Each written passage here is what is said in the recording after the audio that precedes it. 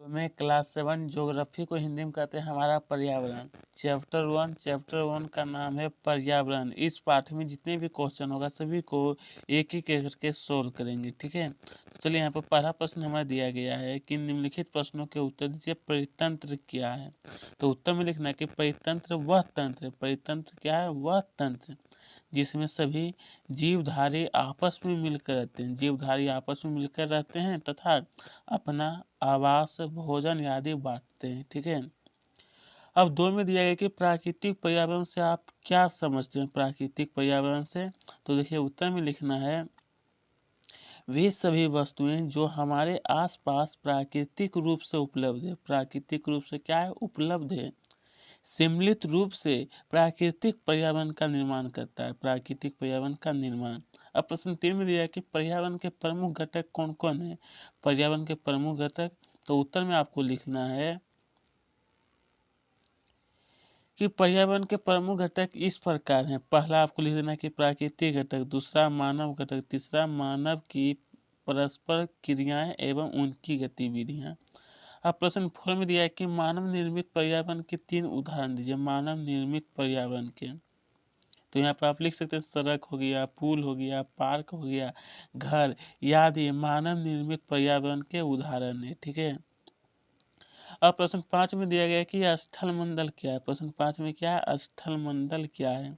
तो उत्तर में आपको लिख देना है कि पृथ्वी की ठोस या कठोर ऊपरी परत को स्थल मंडल कहते हैं। क्या कहते हैं? स्थल मंडल, ऊपरी परत को। प्रश्न 6 में दिया है कि जीवीय पर्यावरण के 2 प्रमुख घटक क्या है? जीवीय पर्यावरण के, तो उत्तर में लिखना है कि जीवीय पर्यावरण के 2 प्रमुख घटक हमारा ये हो गया जीव एवं जंतु है, ठीक है। प्रश्न 7 में दिया है कि जीव मंडल क्या है? जीव मंडल, तो देखिए उत्तर में लिखना है आपको कि पृथ्वी का वह संकीर्ण क्षेत्र जहाँ स्थल हो, वायु और जल मिलकर जीवन संभव बनाते हैं, उसी को हम लोग कहते हैं जीव मंडल, ठीक है। चलिए प्रश्न 2 में दिया है कि सही उत्तर चिन्हित कीजिए।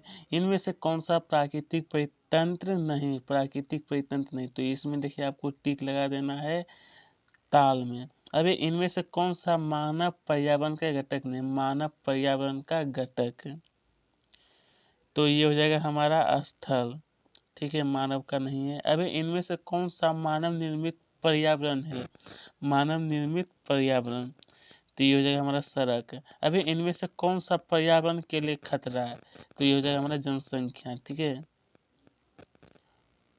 चलिए अब इसके आगे देखिए प्रश्न 3 में दिया है कि निम्नलिखित स्तंभों को मिलाकर सही जोड़ा आपको बनाना है। जैव मंडल, तो इसमें आपको इसमें मिलान कर देना है, ठीक है, 5 नंबर से। फिर यहाँ दिया है वायुमंडल, तो वायुमंडल का मिलान कर देना है इसमें पृथ्वी को घेरने वाली वायु की चादर। अब है जलमंडल, तो जलीय क्षेत्र हो जाएगा। अब है पर्यावरण, तो ये हो जाएगा हमारे आसपास का क्षेत्र, ठीक है, और ये ऐसे ही रहेगा, इसका कोई मिलान नहीं होगा। चलिए अब 4 नंबर में दिया गया है कि कारण आपको बताना है।